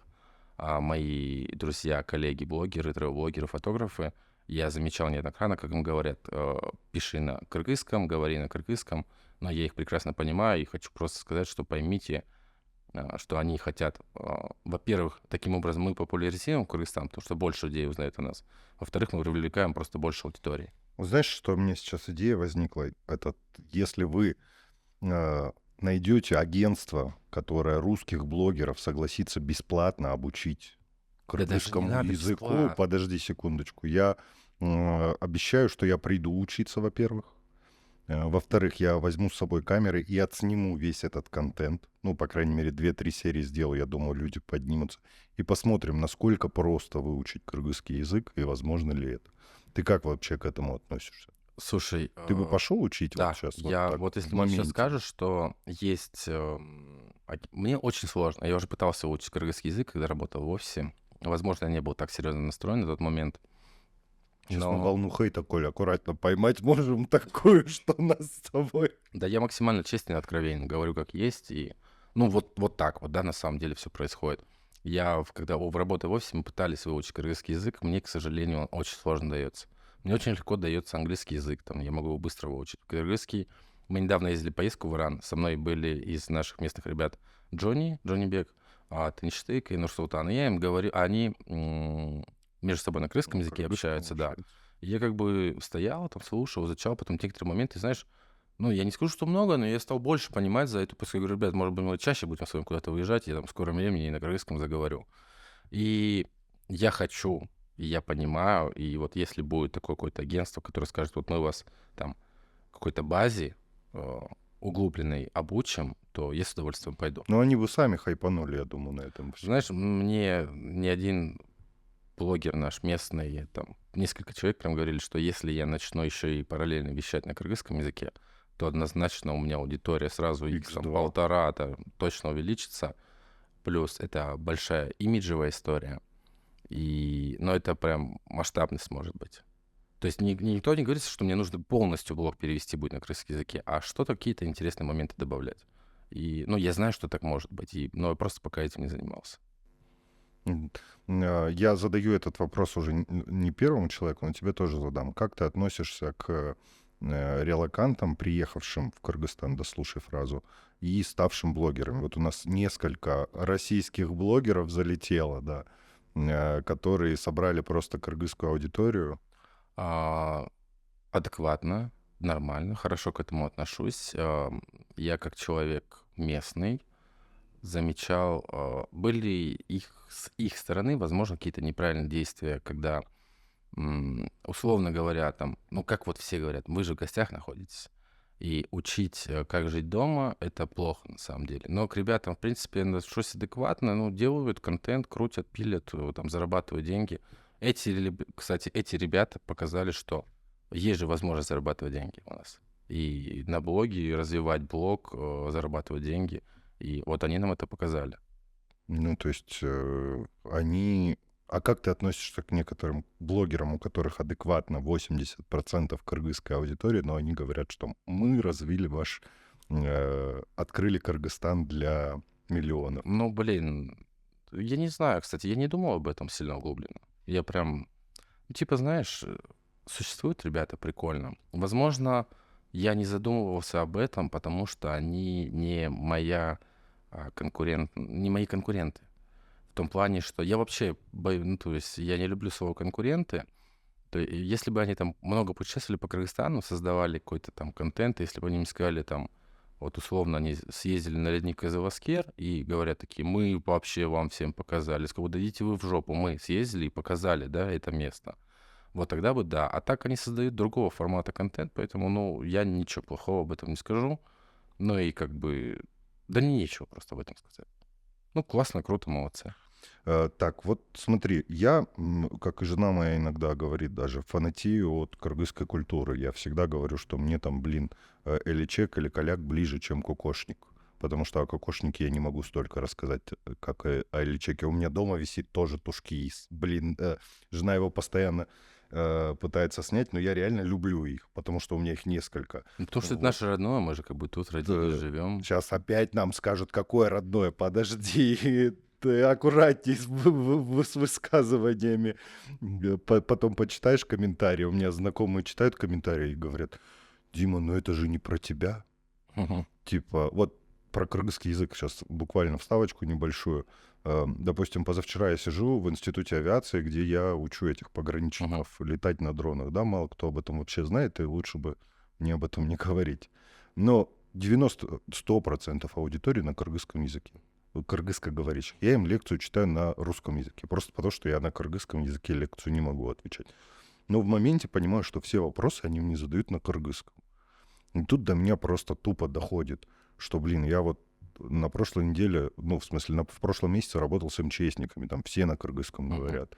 Сейчас с пограничниками они тоже только на кыргызском говорят. Не из-за того, что там они русские не знают, просто им комфортнее, как ты сказал, в своем этом разговаривать на кыргызском языке. И тут, как бы я ни хотел, рано или поздно нам придется заговорить на кыргызском. Единственное, что меня вот сильно как триггерит в этой ситуации, это то, что мои родители попадают под этот же хейт, но они никогда не смогут выучить этот язык. А есть такой момент, и безусловно так будет. Знаешь, я как недавно там с одними ребятами разговаривал, я считаю, что в нашей стране, ну, мы обязаны все знать кыргызский язык, мы обязаны его уважать. Это наш государственный, для многих родной язык, потому что у нас кыргыз, да, в стране, ну, как бы это мы в Кыргызстане живем. Но считаю, что при этом мы будем более крутыми людьми, более крутой страной, если мы будем разговаривать на нескольких языках. На кыргызском, на русском, на английском. как в Швейцарии. Но это же супер. То есть, да, у нас каждый гражданин будет знать, будет и должен знать кыргызский язык. При этом, говоря на русском языке, мы сможем общаться со всей аудиторией СНГ, а зная английский язык, мы также будем привлекать и общаться с людьми из зарубежья, если к нам пойдут туристы, если мы на это ориентируемся. Но, то есть, поэтому говорю, да, первоочередно уважаем, ценим и любим родной язык, который наш государственный, уважаем наш второй официальный язык, также им пользуемся, и еще должны и третий язык, я считаю, знать. Тогда мы будем более крутыми людьми. Ну, наверное, да. Просто я тебе скажу, ответ риторический, не требующий ответа. Я просто боюсь, что как бы у нас не было такого, как в Латвии, когда ты получаешь паспорт, где написано «не гражданин». Вот мне вот этого не хочется. Ну, все, Не закрыли эту Не тему. понял, это что значит? В А? смысле, что за паспорт такой? Я- Ты сейчас... Я сейчас реально не знаю. Ну, то есть там есть огромное количество русскоязычного населения, Ага. которые не являются гражданами, хотя они коренные, ну, в смысле, родились там, жили там в одном-двух поколений, но в связи с принятием огромного количества законов, вот меня многие спрашивают, почему ты столько о политике говоришь? Потому что я хочу, чтобы в своей родной стране я был гражданином. А то есть из-за того, что они не знают язык, и они Не только из-за этого, но у них есть в паспорте вот прям написано «не гражданин». Позагугли, если тебе это интересно. А зачем тогда им паспорт, если он не гражданин? Ну, без этого ты Вообще жить не не сможешь, да? сможешь жить. И зачастую, когда к нам приезжают, ну, то есть я форумами большими занимался, и когда приезжают вот такие неграждане, им нужно специальное разрешение. Ну, Мгм. насколько я помню, сейчас я не знаю, но раньше это было так. Про кыргызскую культуру. Вот считаешь ли ты себя ретранслятором кыргызской культуры, или ты говоришь только о природе, но не упоминаешь традиции и обычаи? Нет, я точно не ретранслятор, потому что я не говорю о культуре и обычаях, хотя, наверное, стоило бы. Возможно, это будет отдельная ветка в моем Инстаграме, но, скорее всего, это, возможно, будет даже отдельная ветка в Ютубе, потому что есть план заходить в YouTube с нашими поездками и добавлять туда больше контента разного, то есть добавлять и историю, и людей, и какие-то дальние уголки нашей страны, и также, возможно, скорее всего, вещать о культуре, традициях и так далее. А что тебе мешает свои рилсы закидывать в шорты в Ютубе? Это же Да одно и то добавление же. не работает. Не Ну, работает. типа там 3-4 тысячи просмотров, как бы, Ну, что-то работает, что-то не работает. И там, ну, и никогда не задумывался о том, чтобы вот ты задал вопрос про традиции, культуру. Я даже никогда не думал о том, чтобы это добавить и это показывать. Не знаю, надо попробовать. Я знаю, что... Хотя можно даже не пробовать, я знаю, что это залетит. И особенно это залетает, когда об этом говорят люди со стороны. То есть вот человек с русским лицом будет говорить о кыргызских традициях, о кыргызской культуре. Это будет круто. И, ну, вот как идея, кстати. Спасибо, что подкинул. Ну, попробуй, попробуй. Я тебе могу этот комментарий перечислить, какие будут. Ладно, я как-то зациклился на хейте. Но реально, я просто тупо не читаю. Ну, то есть читаю процентов 70 комментариев. Но когда там, знаешь, в день придет 10 или 12 таких Мгм. комментариев на личность, когда переходит, и я начинаю их просто удалять. Ну, потому что это маразм. Вы почитайте книги, Мгм. и потом начните меня, как его говорить, как ты находишь баланс между работой и блогингом?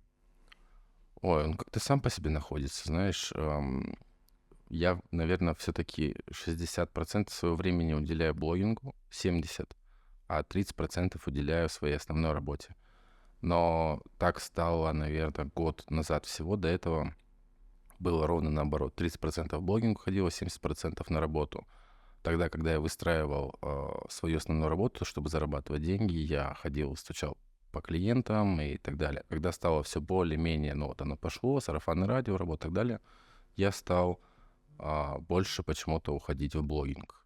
И сейчас там обработка фотографий, создание некоторого контента, монтаж видео. И то же самое время, которое я потребляю в Инстаграме, занимает больше времени. Баланса нету.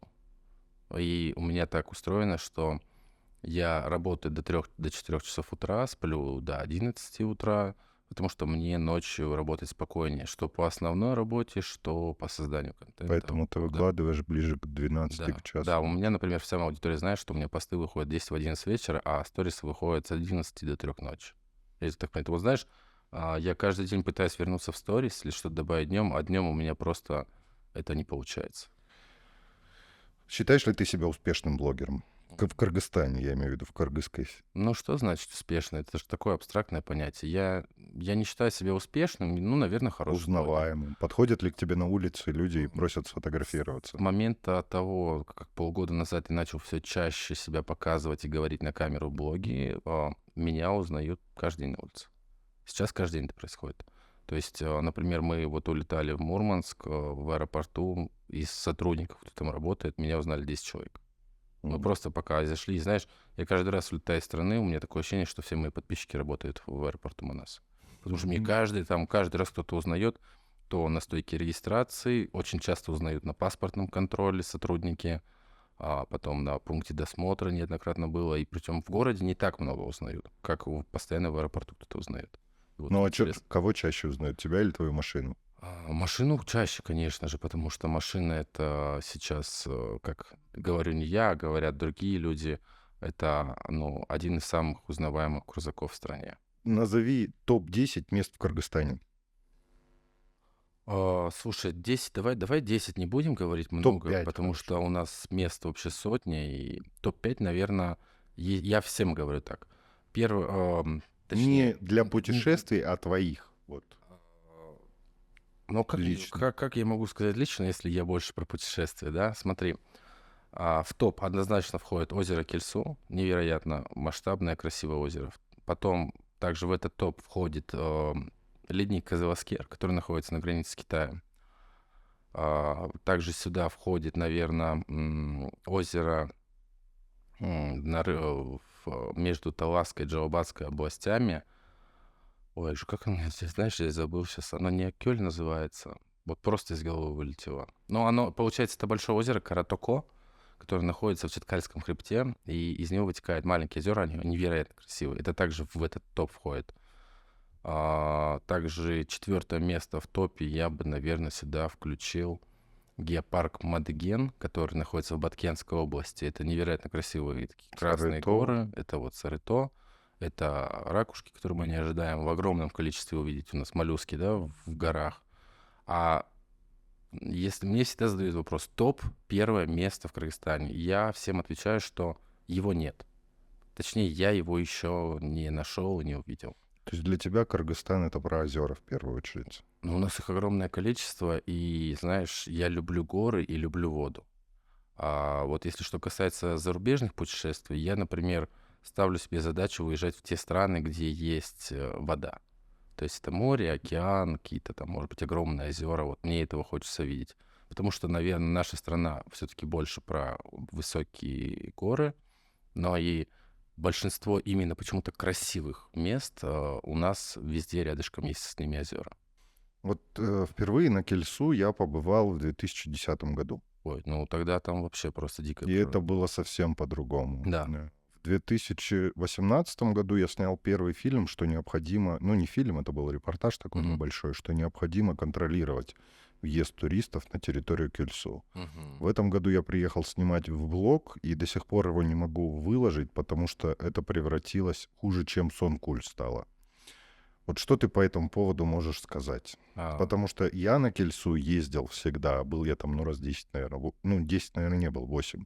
К тому, что ты вот приходишь туда, и там тишина, а сейчас ты выходишь вот на это, и ты видишь 20 вот так лодок жужжащих, которые непонятно чем занимаются, причем они просто катаются там сами по себе.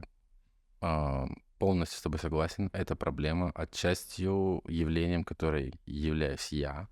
Тот человек, который создавал контент о Кельсу, который публиковал одно из самых популярных видео с Кельсу, как раз-таки с Кельсу, оно 2,5 миллиона просмотров набрало.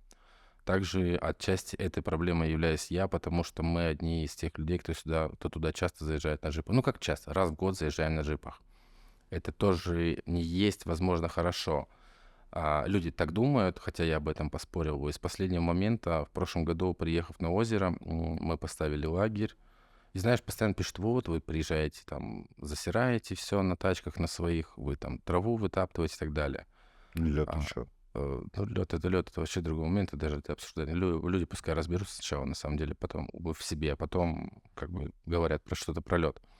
Говорят, вы вытаптываете там траву, все портите. И по моим наблюдениям, туда, куда мы приезжаем каждый год, не вытоптано ни одной травинки. Все на месте. В прошлом году, просыпаясь, мы приехали уже под ночь в лагерь, поставили, и там, знаешь, когда на озеро поднимаешься, вот так с левой стороны есть такая ложбинка красивая, зеленая, там всегда лагерь ставили. Я проснулся, я охренел. А в этой ложбинке стоит около 30 лошадей, Да-да-да, я понял, о чем по ты. колено в навозе, Еще такая для лошадей. вперемешку с грязью, а вокруг вот так на пригорках стоят наши машины, и возле машин чистота, ну просто очень чисто. Везде зеленая травка, все как положено. Уезжая, я посмотрел, вот следы даже от машин, знаешь, не остались, о том, что мы там находились. Вообще ни грамма от того, что мы там были. А от лошадей как все было, так если я не знаю, что будет в следующем году. Ничего плохого там нет. Привозят туристов на лошадей классно, но их можно ниже хотя бы оставить. То есть это такая центральная классная зеленая полянка, которая была прямо перед озером. Вторая проблема. Да, мы популяризировали это озеро, да, это люди туда едут, люди будут продолжать туда ехать, и туда будет продолжать с каждым годом еще больше людей ехать. От этого никуда не денешься. Нам неоднократно говорили, нужно запретить въезд на автомобилях к озеру, как мы это делаем. До САЗов хотя бы. Мы вообще не против. Причем, знаешь, пообщавшись с разными джиперами разного поколения, разных возможностей, никто не против. Во-первых, некоторые говорят, что мы в любом случае дорогу туда найдем, как бы вы ее не перекрывали. Ну, на то и автомобили такие. А второй момент, окей, мы все говорим, давайте закроем, давайте сделаем это национальным парком. Но реально место же подходит. Там офигенная долина Коккая, там офигенный каньон, офигенная красивая река, офигенное просто озеро. Давайте сделаем это национальным парком. Будем брать деньги за въезд на территорию этого национального парка. Как условно, у нас же при въезде в Ларчу берут деньги. Сделаем то же самое. Можно дороже сделать, но если мы это сделаем, давайте создадим условия для пешего туризма, как это создано в других странах. Сделаем тропы. Как минимум, сделаем мостик через реку Коккая, чтобы туристы, которые иностранные, там, из СНГ, из других стран, местные туристы, не переходили, раздеваясь по пояс, эту реку, или не просили, чтобы их на шашлыки перевезли, или на лошадях не переходили. Это первое, что мы создадим на те деньги, которые будем собирать. Второе, нужно проложить тропы по сазам, камнями, и это возможно сделать. Или знаешь, как я много видел в Европе, я видел в Турции, ко всем таким туристическим удаленным местам, как вот полки в банях есть, вот из досок сделанные. Это все сделано классно, круто. Люди будут ходить, получать удовольствие, и их маршрут будет составлять не 3 часа, а 40 минут. Они не будут потом по пояс в грязи приходить, мокрые, а они с удовольствием сходили, переночевали там даже кто переночевал, и вернулись обратно. Либо также с утра сбегали, вечером вернулись. Круто. Можно таким образом и лошадей вообще запретить туда ходить. Просто только вот чтобы люди своими ногами ходили. Хотел бы сказать про туалет, но туалет уже поставили, хотя бы один есть, уже круто, супер, можно еще один поставить. И я бы даже еще на этом маршруте раскидал бы урны. Потому что большая проблема, к сожалению, локальных туристов, наших местных людей, кто идет, кушает шоколадку, доел, бросил и пошел дальше. Прошу заметить, что иностранные туристы, как бы на них не ругались, это хоть мы возьмем казахов, россиян, европейцев, они не мусорят. И наших людей очень много сознательных, кто вот там, например, я не скажу громко про себя, знаю своих людей, которые никогда так не сделают. А с развитием внутреннего туризма, недорогого внутреннего туризма, появилось большое количество людей, которые и это был не единичный случай, который был замечен, что люди идут, скушал сэндвич, бросил, пошел дальше. С этим тоже нужно бороться, и нужно бороться туристическим организациям. Вот гид у него есть, гид должен контролировать. Также я ввел бы, знаешь, тему, даже возьмем тот же самый Кильсо. Каждый бус, привозящий с собой людей на озеро, должен увезти с собой 2 мешка мусора. Ну, это как минимум. Как минимум. Хотя бы так. Это было бы круто. Потому что мы не сможем контролировать всех, каждого приезжего, чтобы он выбрасывал, там, за собой увозил мусор. Но если мы будем просить людей убирать за чужими мусор, ничего в этом зазорного нет. Это же наша природа, мы для себя храним. Но на этом еще кто-то зарабатывает. Если вы зарабатываете, значит, если вы не хотите, чтобы это все было обосранным через 5 лет, через 10 лет, и также хотите продолжать возить туда туристов, давайте заниматься этим сейчас уже. Поэтому мы не против, если закроют въезд для нас на озеро, потому что мы говорим именно в данном случае о нашем туризме на автомобилях. Закроют, супер. Давайте создадим условия тогда для этого. Я тебе такой еще фидбэк небольшой скажу, и как ты отнесешься к этой фразе. Я всегда считаю, что кыргызский туризм и кыргызские турфирмы — это не про государство и не про фидбэк какой-то денежный государству, а кыргызские турфирмы — это больше про выкачивание денег с природы и уничтожение. Это видно и по Кельсу, и по э, Сонкулю. Также по Иссыкулю, Не самым соглашусь. популярным местам. Не соглашусь. Это, я думаю, было, может быть, там, 5 лет назад. За Но последние 5 лет уничтожили Кельсу. уничтожили. Ну, еще не уничтожили, еще есть шансы все восстановить, попробовать, постараться. Но сейчас это не про выкачивание денег, сейчас стали компании, за которыми я наблюдаю, и те люди, кто во главе стоит. К счастью, стали люди более осознанными, и они понимают проблему, они её видят и ищут пути решения, я знаю. Ну, я знаю, то есть из там 10 компаний 8 руководителей точно задумываются об этом. Фидбэк такой небольшой. На Кельсу я в этом году одной крупной компании, не буду называть ее название, у которой там шикарнейший лагерь стоит, Мгм. неподалеку от Сакских курганов. И сотрудники этой компании вырыли туалет прямо на верхушке кургана. Вот как ты думаешь, как к этому отнестись можно? Это плохо. И это проблема не... Ну, я не скажу, что это необразованность, это проблема неинформированности, в частности, даже руководителя, потому что, как минимум, руководитель организации должен контролировать эти моменты. И если он руководитель турфирмы, он должен знать, что такое курганы и почему это там все находится. Извини, у нас с тобой мало времени, давай отвечать на вопросы дальше, а то я тебя за больной зацепил. Какие советы ты можешь дать начинающим блогерам? Ведь ты просто открыл такой, прорвал. Вот ты, Нурсултан, там еще Тынч-тык. несколько, Тынч-Тык, Медер, Да. кто еще там? Джонни у нас Джонни, катается, да. да. Потом, курит который. Курит. И Тони? пьет Гастелло, да. Тони Гасан. Да, да, да, Тони да. Гасан. Ну, Азамат Сулейманов. Да, вот вы открыли, просто прорвали такую блокаду travel Причем кыргызских каждый из блогеров. нас молодец в том плане, что у нас у каждого своя ниша и Свой контент. свой имидж и свой контент, да. И сейчас очень много хотят людей, покупать для этого дроны, покупают камеры. Вот что ты можешь посоветовать начинающим дронщикам? Ну, плохое слово, не люблю дронщикам. Пилотам беспилотных летательных аппаратов, как я на лекциях своих говорю, и фотографам. С чего начать? Да, с чего начать?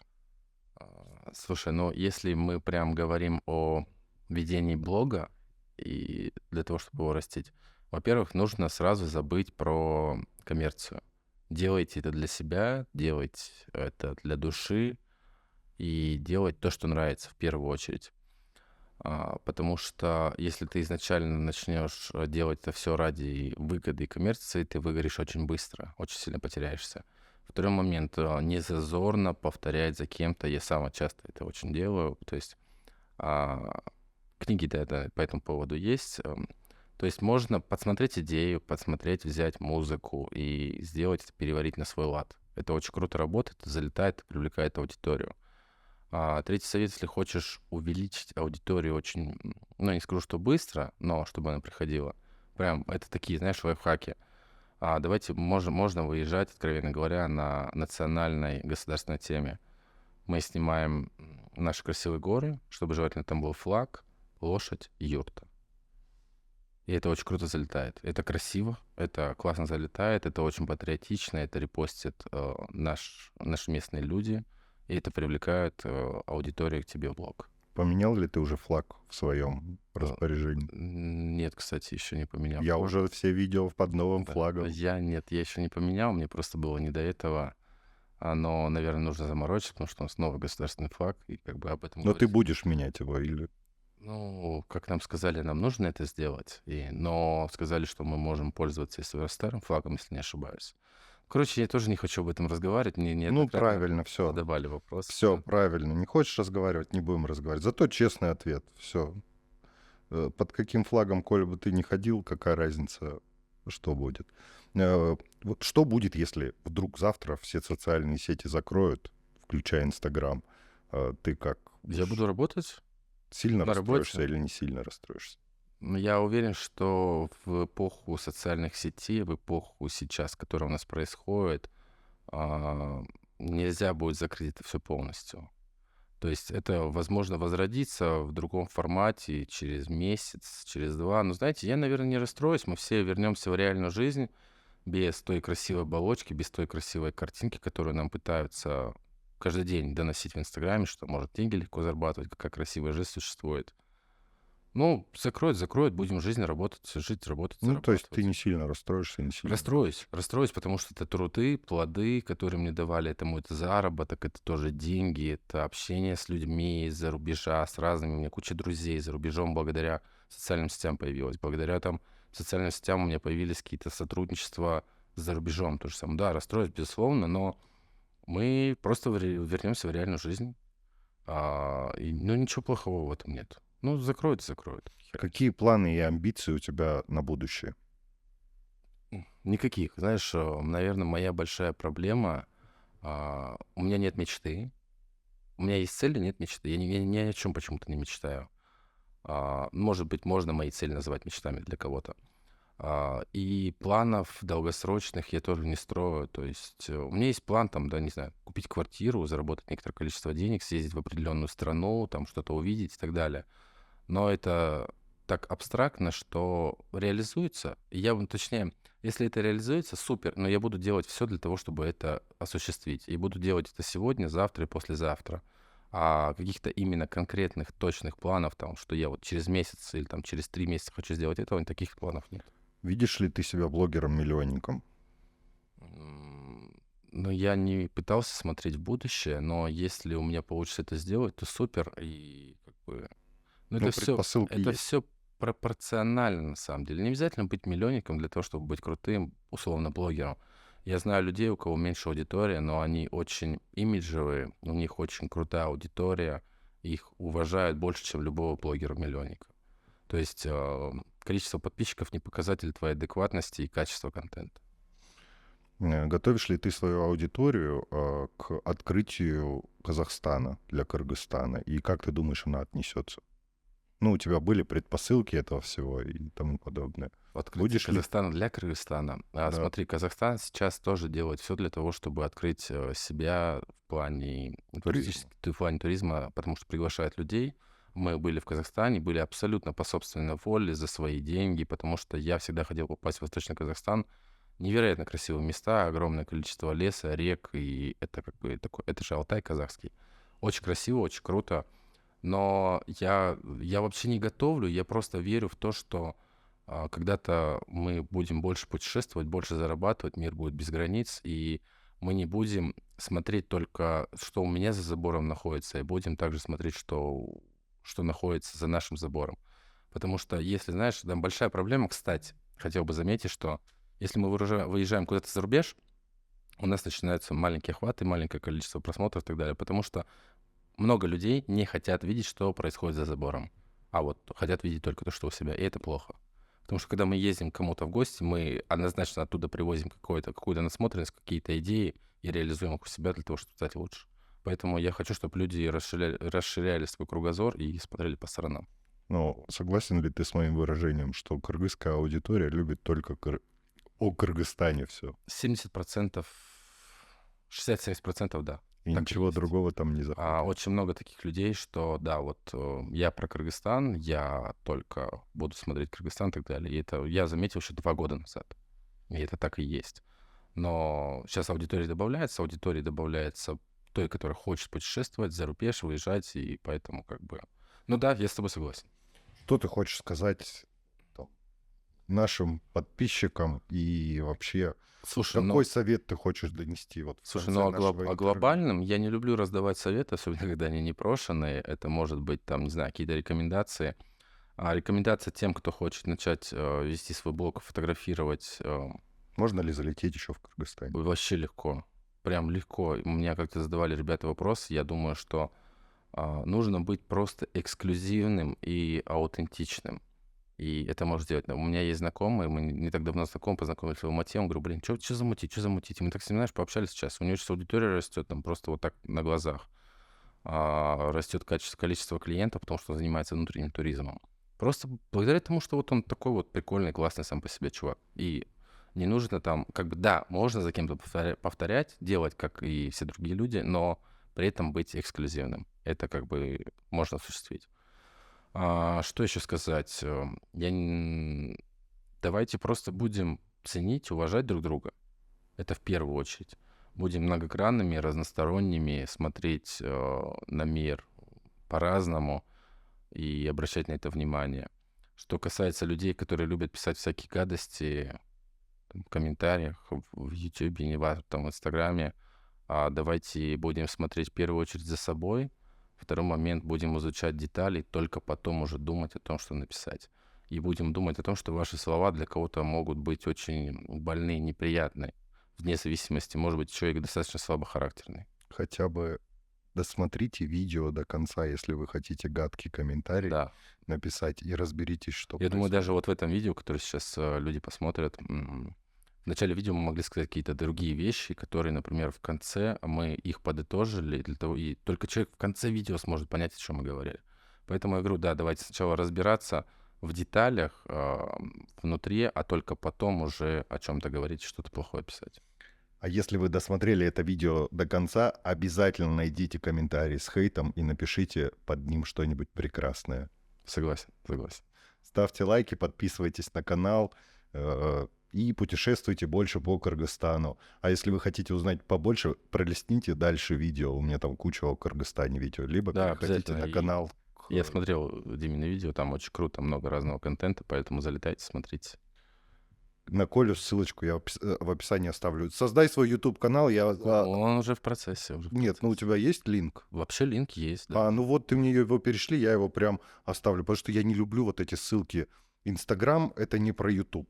Потому что ты даже если ссылку, вот как работает у нас, особенно с айфона, ты в сторис отмечаешь он переходит, короче, на 10 секунд, смотрит подкаст 10 секунд ровно через браузер, и потом он закрывает это все, статистика салам алейкум сказала, вот, и он открывает в Ютубе и смотрит повторно. Но это уже так не работает. Да, и это, очень большая проблема, к сожалению, поэтому у нас в Инстаграме у жены, по-моему, 30 тысяч подписчиков. Ну, вообще, она пользуется, там, сторисы режет, а я не люблю. Ну, то есть я не про Инстаграм, потому что они удалили мой аккаунт, забанили. Все, всем пока, рады были с вами Спасибо. поговорить. Спасибо тебе, Коль.